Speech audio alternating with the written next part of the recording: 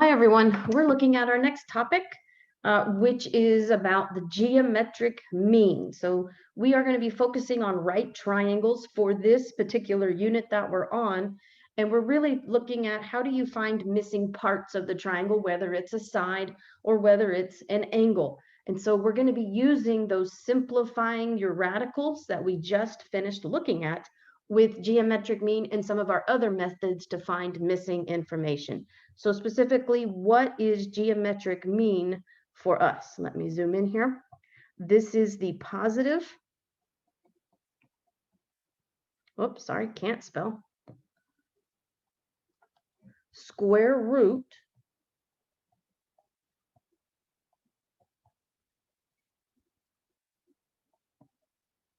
of the product of two numbers.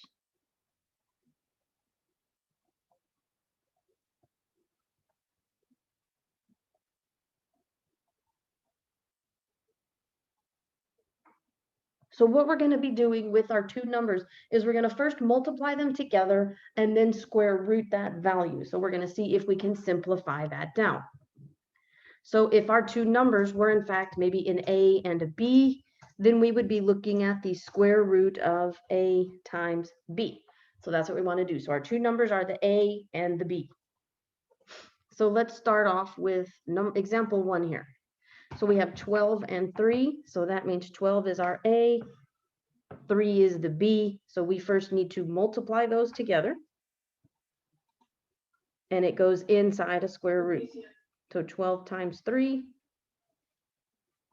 is 36. So the square root of 36, like we saw the last couple of days, break that 36 down into a pair of sixes. So then I can bring just the 6 out for my final answer. So 6 is the geometric mean of 12 and 3. Let's try the next one, 6 and 10. All right, first we need to put those values in the square root. We're going to multiply them together. So that is the square root of 60. Let's see if we can break that down. You can use the exact same two numbers again if you want, or you can come up with two new ones. I'm going to go ahead and just use the same 6 and 10. All right, so I can break down both of these. 6 can become a 3 times 2. 10 can become a 2 times 5. Guess what? There's a pair of 2's that I can bring out. And like last time, whatever is left over that doesn't have a match stays inside the square root. And if we need to multiply anything back together, this is when we would do it. And so, yes, I need to multiply that 3 and 5 to get a 15. So 2 square root 15 is my geometric mean of those two numbers. Let's look at another set. Now we have 17 and 3. So I have the square root of 17 times 3, which is a 51 on the inside. There are not two numbers I can multiply to get 51. I could use 17 and 3. Both of those are primes. So when that happens, you can't break it down any farther. So again, if I go back to the same 17 and 3, it won't go back any farther. They both stay inside. So then square root 51 is my final. Sometimes you get back exactly what you started, and there's nothing wrong with that. It just cannot go any farther. All right, let's try some that are a little bit bigger, 28 and 14.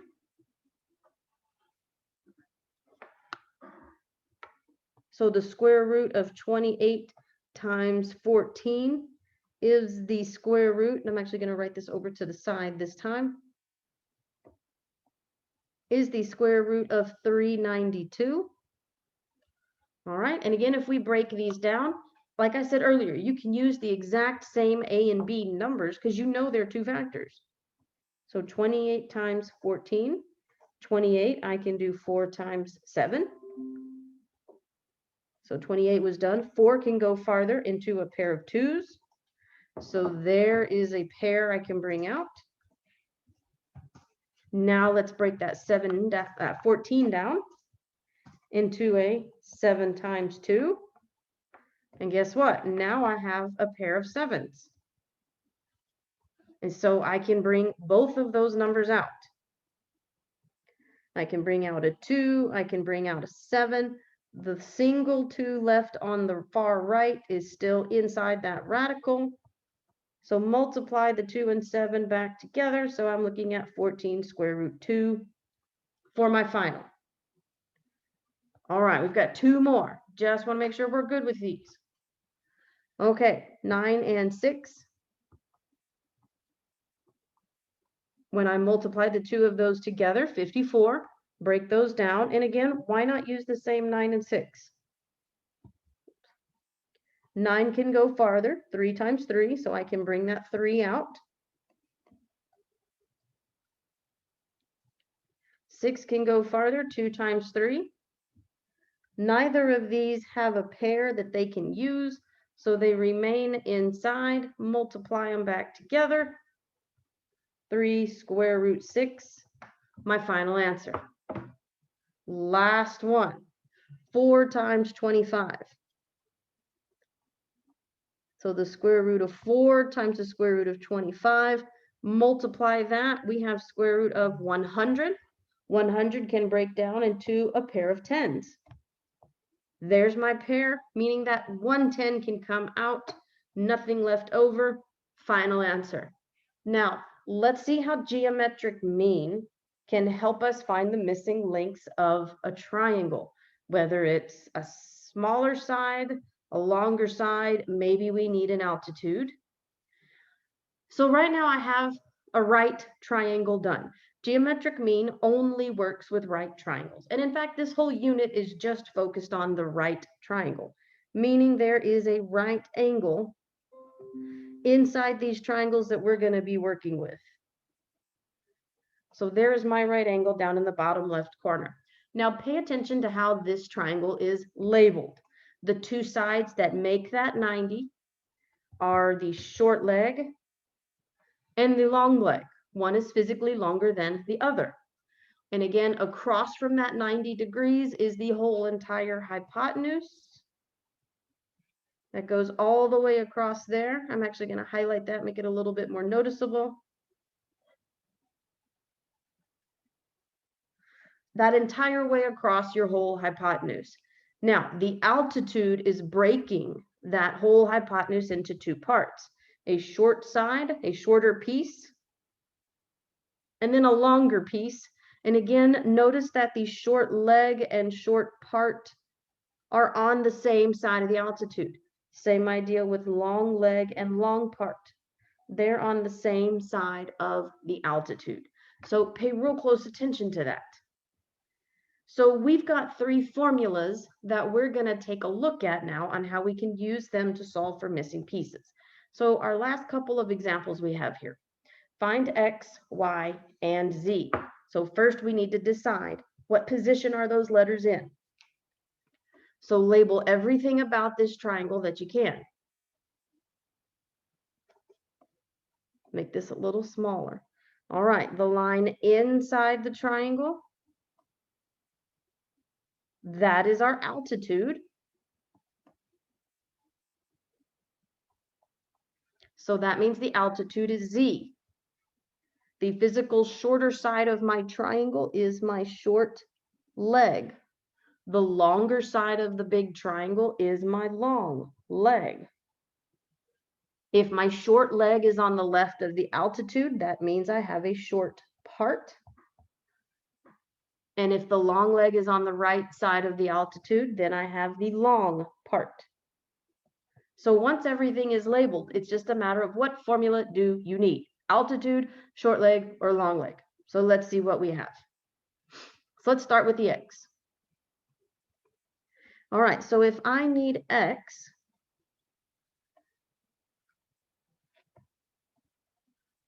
that is my short leg. And the short leg formula says we need the length of the shorter part and the whole entire hypotenuse. So just one word of caution here to find your whole hypotenuse. if I need the whole entire hypotenuse, and remember, you need to add up the two parts. So the short part plus the long part. Or if I have the whole and I have one of the parts, remember, you can always subtract out what you got to get the leftover. So the short leg needs short part and the whole way across. So let's get that real quick, the entire way across. 3 plus 9 is 12, which is the whole hypotenuse. Now we know all our numbers. So now let's solve this out. All right, so x is my short leg. So I need the square root of the short part, 3, times the whole hypotenuse, which is the 12. For the square root of 36, which can break down to 2 6s. There's the pair. 6 is my final answer for x. Now let's try the y.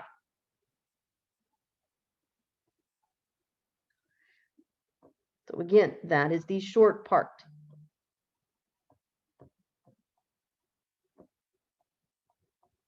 Now let's try, short leg. Now let's try the long leg, because that's where y is sitting. That wants the long part. Probably don't need that long, sorry. Erase. The long part, which is 9, times the whole way across, which is a 12. Multiply the two of those together, which is the square root of 108. And now we can break this down. And again, if you want to use the same two numbers you used to multiply it, there's nothing wrong with that. 9 and 12. 9 can go farther to a 3 and a 3. So there's a pair. 12 can go farther to a 4 and a 3. 4 can go farther to a pair of 2s. And there's another pair.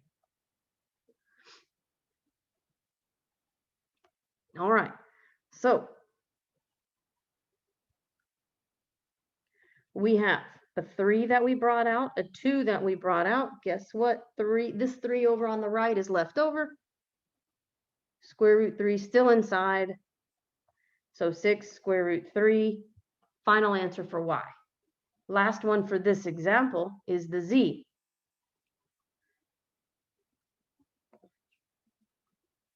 Oops, that's a little small.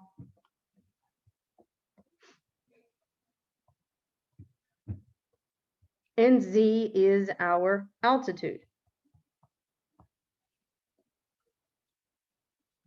which says you need the short part, which is 3, times the long part of 9. So I have square root of 27, break that down, a 9 and 3. 9 can go farther to a pair of 3s. So there's the one pair I can bring out, a single 3 left over.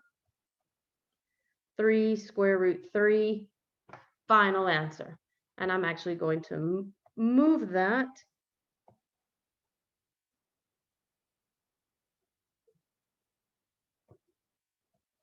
And there's my final answer, 3 square root 3. Let's try another one. Again, label everything in your triangle. We've got the short leg, the line inside the triangle, the altitude, long leg on the right side. Notice there's no variable there, but that doesn't mean we may not need it. Short part on the left, long part on the right. Z is my whole hypotenuse. So I've got some parts I need to find first, and I'm going to have to use them to get the other pieces. So let's see if we can get that altitude first, because if I can figure out the long part, I can use that to get to the hypotenuse. So let's see if we can start with x.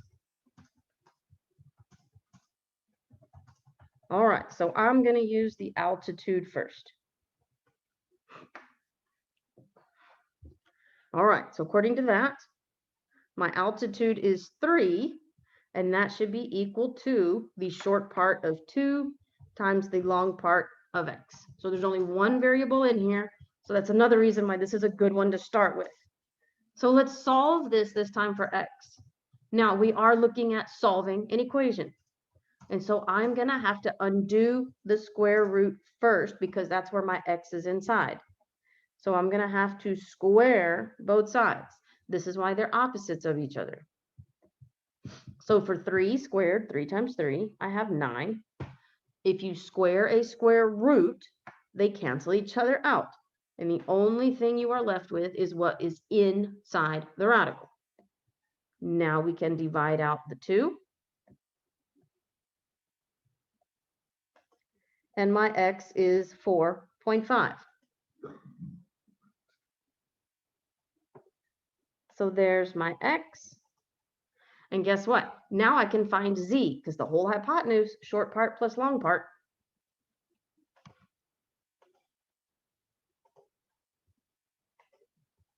So z is the whole hypotenuse.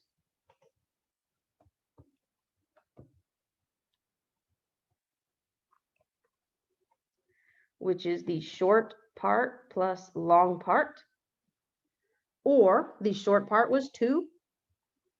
We just found the long part, which was 4.5. So 6.5, final answer. Now let's do our last one, see if we can get the y.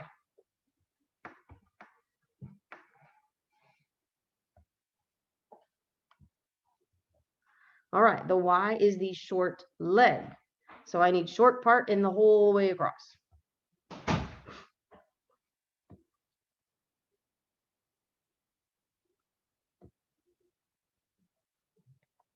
So y is the short part, which is 2, times the whole entire way across, which is 6.5.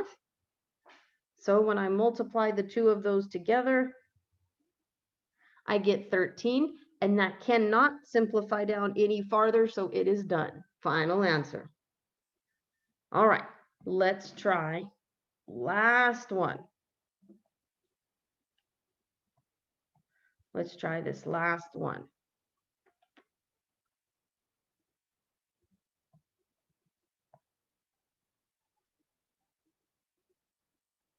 All right, again, let's label the triangle. The line inside is the altitude. And again, I may need it, I may not. The physical shorter side of my triangle is my short leg. The longer side of the triangle is the long leg. On the same side of the altitude with the long leg is the long part. And then the short part on the other side. Whole way across, whole hypotenuse of 20. So let's see if we can solve this out. Again, it doesn't matter necessarily which letter we start with, but you want to pick one that when you set it up, you have only one letter on the inside. So I can't use the altitude. If I chose to do altitude, I need the short part and the long part, which is an X and a Y. So I can't use it because I have 2 letters there. Let's check out maybe the long leg. Long leg needs the long part, which is X, and the whole hypotenuse, which is 20.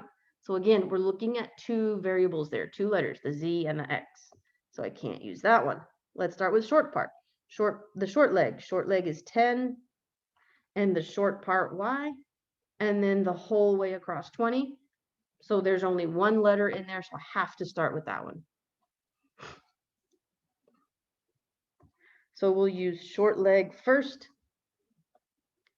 which says the short leg is 10, which is equal to the square root of the short part, which is a Y, times the whole hypotenuse, which is 20.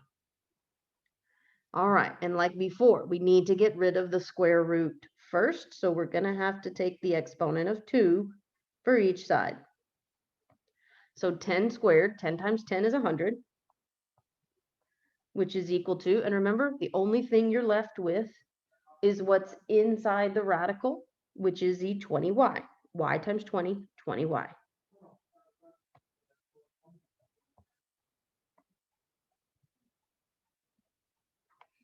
Now we can divide out 20. And your y is a 5. Now I can figure out the x, because again, if I have the whole and I know a part, subtract them.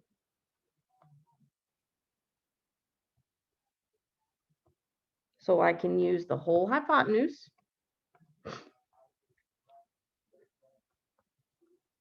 which is again, short part plus long part. So my whole hypotenuse is 20. My short part is 5. Long part is x. So again, minus the x on both sides. I'm sorry, minus the 5 on both sides. And my x is 15. So now I've got 2 out of the 3. Now I have everything I need to get my long leg, which is where z is sitting.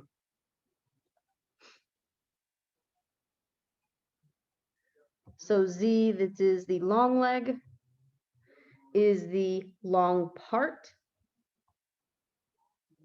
which is 15 times the whole way across, which is a 20. So when we multiply the two of these together,